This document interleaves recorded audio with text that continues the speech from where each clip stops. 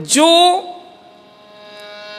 निराश, हताश, कमजोर, रूखी, सूखी भक्ति को पुनर्जीवित कर दे, हंसा दे, नचा दे।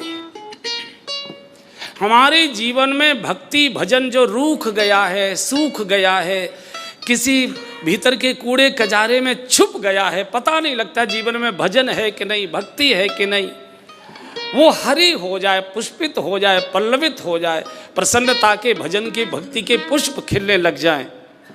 जो भक्ति को हंसा दे और भगवान को रुला दे, वही कथा हनुमान जी के द्वारा होती है, दूसरी होती ही नहीं। जो भक्ति को हंसा दे और भगवान को रुला दे। अब दर्शन करिए, सीता जी भक्ति की प्रतीक है, साक्षात भक्ति है। लंका में अशोक वाटिका में विराजमान है। अशोक का अर्थ है जहां किसी प्रकार का शोक न हो, जहां किसी प्रकार का शोक न हो, अभाव न हो, कलह न हो, क्लेश न हो, उसको कहते अशोक।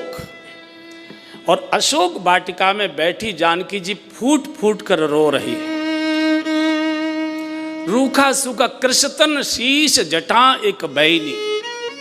इतने घुंघराले केस थे जानकी जी के, इतने घुंघराले केस थे, वो सब सिमट कर एक जटा हो गई। कंघा तो चल ही नहीं सकता उसमें, शरीर हड्डियों का ढांचा हो गया। भक्ति महारानी सूख गई, जैसे तैसे जीवित है। कैसे जीवित है ये तो भगवान ही जाने और या जानकी जी जाने, लेकिन जीवित। भक्ति मरती नहीं है कभी। बुरे से बुरे आदमी के जीवन में भजन मरता नहीं है। बुरे से बुरे आदमी भी मंदिर में माथा टेकता है। बुरे से बुरे काम करने वाला भी सुबह शाम अपने घर में, पूजा घर में जाकर कुछ न कुछ टंट घंट करता है। भक्ति भजन कभी मरता नहीं है। कमजोर हो सकता है, कमजोर हो सकता है। कथाएं उसको खाद पानी देती हैं, उससे उस भक्ति पुष्ट होती है। कथाएं और कोई काम नहीं करती। हमारे जीवन के भजन में, भक्ति के पुष्प वृक्ष में, पौधे में जो सूखा आ गई है, जो पीला पड़ गया है, जो कमजोर हो गया, बिल्कुल मरणासन है, कथा सुनकर उसमें यूरिया लग जाता है, उसमें खाद लग जाता है, उसमें हरापन आ जाता है। तो सीता जी बैठी है, रावण फटकार कर गया है। भक्ति की ओर कोई आंख उठाकर देख नहीं सकता, भक्त के सामने कोई टिक नहीं सकता। लेकिन भक्ति इतनी यहाँ कमजोर हो चुकी है कि रावण जैसा दुष्ट आकर फटकार जाता है। सीता जी फूट फूट कर रो रही है। चिता बना ली, तिरछा को बुला लिया। अब मुझसे ये सहा नहीं जाता, कहीं से अग्नि लाओ, कहीं से अग्नि लाओ, और बस मुझे शरीर दाह करने दो। आप कल्पना कर सकते हैं, किसी भी स्तर पर व्यक्ति जीवन जी सकता है, लेकिन मरने से बचता है। मरने से हर जीव बचता है। आप चींटी को भी मारिए, चींटी भी भागती है। जिसको भी आप मारिए वो भागता है वहां से। व्यक्ति मृत्यु के लिए जा रहा है, जिंदा जलने के लिए कोशिश कर रहा है। आप समझ सकते हैं कि उसकी मानसिक दयनीय अवस्था क्या हो गई होगी। चिता बनी रखी है। तिष्ठा ने कहा मैं रात में अग्नि कहां से लाऊं। वो तो सोने चली गई। बहुत प्रकार से समझाया, सोने चले गए। सीता जी आकाश की ओर देखते हैं और कितनी रोई। कह सीता मुख प्रभु सुख आयना, कह सीता विधि भात्र की पूरा, कह सीता विधि भात्र की पूरा, मिलहि न पावक मिटई न सूला। मैं कैसी अभागी कि मुझे आज अग्नि तक मिटहि न शूला। देयत प्रगट गगन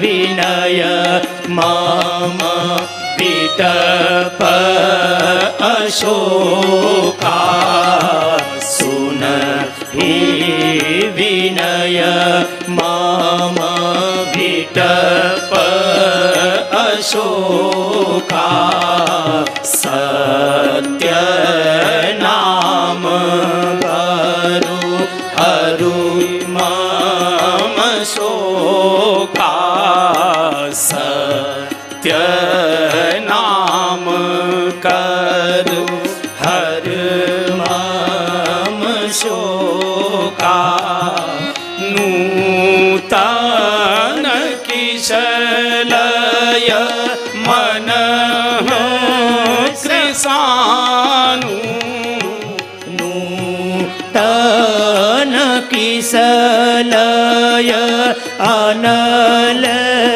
समाना देहि अग्नि जनि करहि निदाना देहि अग्नि जनि करहि निदाना।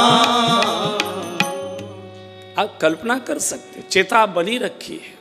सीता जी कहती है मैं कितनी अभागिन हो गई कि अवलिन आवत एक उतारा, इतने अग्नि के अंगारे चमक रहे हैं आकाश में और जरा सा कोयला मेरी चिता को भी यहाँ तक नहीं आ सकता है। अरे अशोक वृक्ष, तू ही अपने नाम को सार्थक कर दे।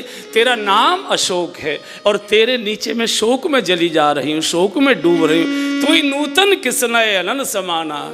अरे ये जो तेरे नए नए पत्ते हैं अग्नि जैसे दिखाई दे, इन्हीं को तोड़कर मेरी चिता में प्रकट कर। सीता जी कितनी रो रही होंगी। हनुमान जी को लिखना पड़ा, ये बोलना पड़ा, गोस्वामी जी को लिखना पड़ गया कि जैसे कल्प के समान एक एक क्षण बीत रहा हो। कथावाचक बैठा हुआ है, सीता जी फूट फूट कर रो रही। हनुमान जी जैसा कथावाचक एकदम बदल दिया उन्होंने। रामचंद्र गुण बरने लागा, रामचंद्र गुण बरने लागा, सुनतहि सीता कर दुख भागा, सुनतहि सीता कर दुख भागा। हाजी सुनतहि सीता कर दुख भागा, सुनतहि सीता कर दुख भागा। हनुमान जी कथा सुना रहे हैं, इसका संकेत है कथा सुनकर हमारे दुख भाग जाएं और सुख जाग जाए। इसको कहते, इसका अर्थ है कहीं न कहीं हनुमान जी ही बोल रहे हैं और कोई दूसरा बोल रहा है। रोती हुई जलती हुई भक्ति को जीवित कर दिया। सुन सी एकदम रामचंद्र गुण बरनई लागा, सुनतई सीता कर दुख भागा। रोते हुए कथा में आए थे, दुख में डूबे हुए कथा में आए थे, नाचते हुए निकल कर गए, उमंग से गए, उत्साह से गए, आनंद से भर कर गए। समझना चाहिए किसी न किसी रूप में हनुमान जी ने ही ये कथा सुनाई है। पहला लक्ष्य जो भक्ति को प्रसन्न कर दे, जो भक्ति को जीवित कर दे, रोती हुई भक्ति को हंसा दे और हंसते हुए भगवान को रुला दे। हनुमान जी लंका से लौट कर आए, भगवान खिलखिला कर हंसते हंसते हनुमान जी से पूछ रहे थे लंका कैसे जलाई, रावण को ऐसे कैसे किया, जरा पूरा बताओ, ये कैसे किया। हनुमान जी का कमाल है, मेरी माँ वहां रो रही थी और ये खिलखिला कर हंस रहे। और जब तक ये नहीं हंसना बंद करेंगे, रोना जब तक शुरू नहीं करेंगे, तब तक मेरी माँ का रोना बंद नहीं होगा। बच्चे दुखी और बाप खिलखिलाकर हंस रहा है, ये कैसे हो सकता है। घर के सदस्य रो रहे हैं और बाप खिलखिला रहा है, ये कैसे हो सकता है। तो फिर हनुमान जी ने कथा सुनाना शुरू किया भगवान राम को। वहाँ जानकी जी को सुनाई उन्हीं हनुमान जी ने, लौटकर उन्हीं भगवान को हनुमान जी ने सुनाना शुरू किया। परिणाम क्या हुआ?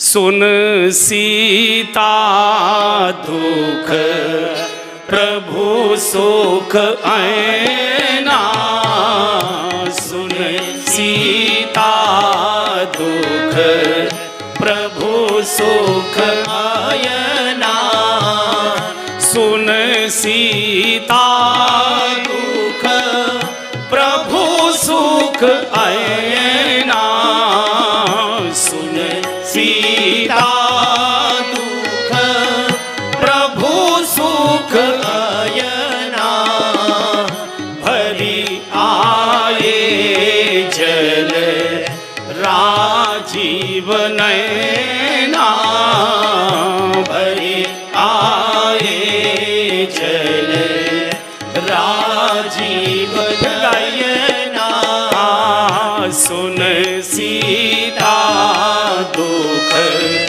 प्रभु सुख आयना, सुन सीता दुख प्रभु सुख आयना, भरी आए जल राजीव नैना, भरी आए जल राजीव नयना।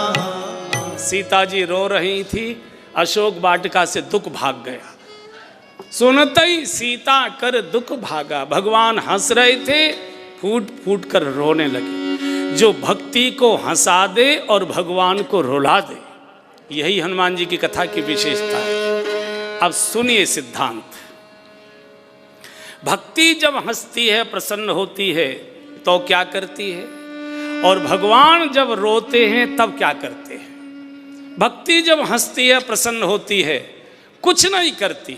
अच्छा ये बताइए, जब माँ गदगद होती है और बच्चा उसके पास है, माँ तभी होती है जब बच्चा होता है उसको, तब तक वो माँ नहीं होती। बच्चे की उम्र कुछ भी होगी, लेकिन जब तक बच्चा नहीं होता वो माँ नहीं मानी जाती। तो बच्चा हो गया, मातृत्व मिल गया उनको, माँ हो गई वो। जब माँ बहुत गदगद होती है तो क्या करती है?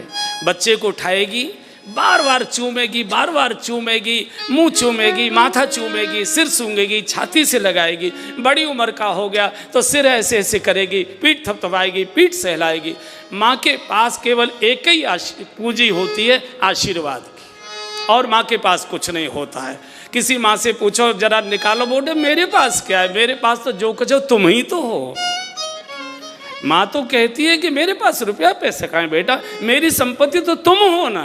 माँ की संपत्ति तो उसकी संतान हुआ करती है। तो जब माँ बहुत गदगद होती है तो आशीर्वाद की वर्षा करती है। जानकी जी माँ भी है और जानकी जी भक्ति भी है। भक्ति माँ होती है। भक्ति जब प्रसन्न होती है तो आशीर्वाद की वर्षा करती है। और जब हनुमान जी की कथा सुनकर प्रसन्न हुई तो क्या करने लगी? आशीष दीन राम प्रिय जाना,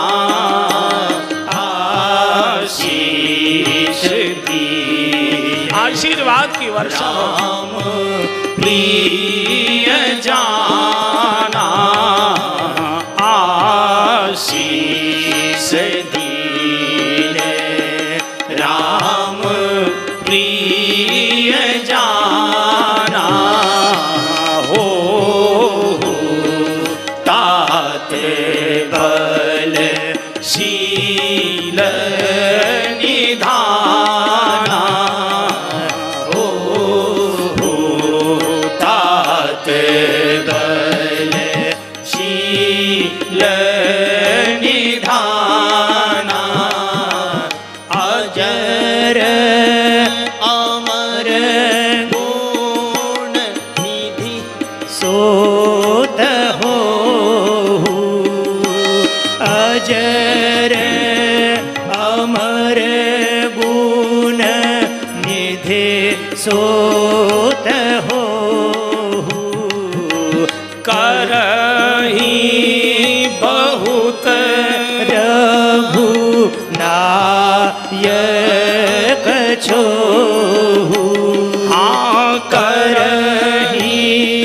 बहुत रघुनायक छोहु अष्ट सिद्धि नव निधि के दाता अष्ट सिद्धि नव निधि के दाता आसुवार दीन जान की माता आसुवार दीन जान की माता इसलिए हम कहते हैं अजी रूठ करके कहाँ जाइएगा हमें छोड़ करके कहाँ जाइएगा जहाँ जाइएगा दुख पाइएगा जहाँ जाइएगा दुख पाइएगा इसलिए सब छोड़ करके यहाँ आइएगा सब छोड़ करके यहाँ आइएगा यहाँ आइएगा तो सुख पाइएगा यहाँ आइएगा तो सुख पाइएगा आशीष दीन राम प्रिय जाना आशीष दीन। भक्ति जब प्रसन्न होती है, माँ जब प्रसन्न होती है तो आशीर्वाद की वर्षा करते, जा जो लेना है उसे ले ले। हो तात बलशील निधाना, इतने से भी काम नहीं चलेगा। दुनिया में बहुत अभावग्रस्त लोग, जा अष्ट सिद्ध नवनिधि के दाता। भक्ति प्रसन्न होती है, आशीर्वाद देती है, और भक्ति प्रसन्न होती है हनुमान जी जब कथा सुनाते तब। और दूसरा मैंने कहा था, हनुमान जी बोल रहे हैं, इसका संकेत क्या है? जब हंसते हुए भगवान रोने लग जाए, चौपाई हम गा चुके थे। सुन सीता दुख प्रभु सुख ऐना, भरी आए जल राजीव नैना। भगवान जब रोता है तो भक्त के दुख दूर करने के लिए पागल हो जाता है। जैसे ही हनुमान जी ने जानकी जी की कथा सुनाई और भगवान रोए, एकदम खड़ आए सुग्रीव, हो अविलंब के ही कारण कीजय, तुरत कपिन कहूँ आयस दीजे। राम सिया राम सिया राम जय जय राम। सब गाइए। राम सिया राम जय जय राम। हाजी अविलंब के ही कारण कीजे, तुरत कबीर कहूँ आयस दीजे। राम सिया राम जय जय राम। राम सिया राम जय जय राम। हाजी कौतुक देखी सुमन बहुबरसी, देवता फूलों की प्रसन्नता की, आनंद की, सम्मान की वर्षा करने लगे। सूर हर्षि। राम सिया राम जय जय राम। राम सिया राम जय जय राम। ए जी हर श्री राम तब कीन पयाना, सगुन भये सुंदर शुभ नाना। राम सिया राम जय जय राम। जय जय राम सिया राम जय जय राम। जय जय राम सिया राम जय जय राम। जय जय राम सिया राम जय जय राम। जय जय राम सिया राम जय जय राम। जय जय राम सिया राम जय जय राम। जय जय राम सिया राम जय जय राम। ये संकेत है। हनुमान जी कथा गा रहे हैं, ये संकेत है। रोती हुई जीवन की भक्ति हंसने लग जाए और सोता हुआ भगवान, हंसता हुआ भगवान रोने लग जाए। भगवान जब तक रोता नहीं है तब तक जीव पर कृपा नहीं करता। जाते वेग द्रवों में भाई जब तक वो पिघलता नहीं है, आंसू पिघलने के संकेत है। आंसू पिघलने का संकेत है। और जब भगवत कृपा होने लगती है तो दो लक्षण गोस्वामी जी ने बताए हैं। कौतुक दे कि सुमन बहुवर्षी, आकाश से फूलों की वर्षा होने। अर्थ क्या है? अर्थ क्या है? जब समाज में बड़े बड़े लोग हमारा सम्मान करने लग जाएं तो समझना चाहिए देवता पुष्पों की वृष्टि कर रहे हैं। और जीवन में जो काम शुरू करते हैं मंगल ही मंगल होता है। इसका अर्थ है सगुन भी हमारे सामने आकर खड़े हो गए। जब जीवन में अपशकुन होता तो अच्छे काम भी अटक जाते हैं, होता हुआ काम भी रुक जाता है। इसका अर्थ है भगवान सो रहा है। इसका अर्थ है भगवान सो रहा है। भगवान जागता है जब कोई हनुमान जी जैसा कथावाचक उनको कथा सुनाता है, तब रोता है, फिर उठता है, फिर दौड़ता है। तो मैं निवेदन कर रहा था प्रारंभ में, हमारी कोई हैसियत नहीं है सालासर धाम में हम कथा गाएं, संभव ही नहीं है। 18 वर्ष पहले आए थे, वो कथा क्या गाई थी, बस दर्शन करने ही आए थे। महाराज जी उस समय विराजमान थे कथा में। लेकिन परिणाम क्या हुआ, मुझे उसी दिन संकेत मिला था। 18 वर्ष पूर्व मैंने यहाँ कथा गाई सालासर में, रात्रि को दिल्ली पहुँचा और अगले ही दिन प्रातःकाली की फ्लाइट से मेरी अमेरिका की उड़ान हो गई। अमेरिका में कथा हो गई। यहाँ से होते ही सीधे रात्रि को दिल्ली रुका और देवताओं ने केवल आशीर्वाद और फूलों की वर्षा ही नहीं की, विमान भी भेज दिया, बोले चल जाओ से एक 7 समुंदर पार उड़ता चला जाए हैं। तो ये शकुन के संकेत हैं।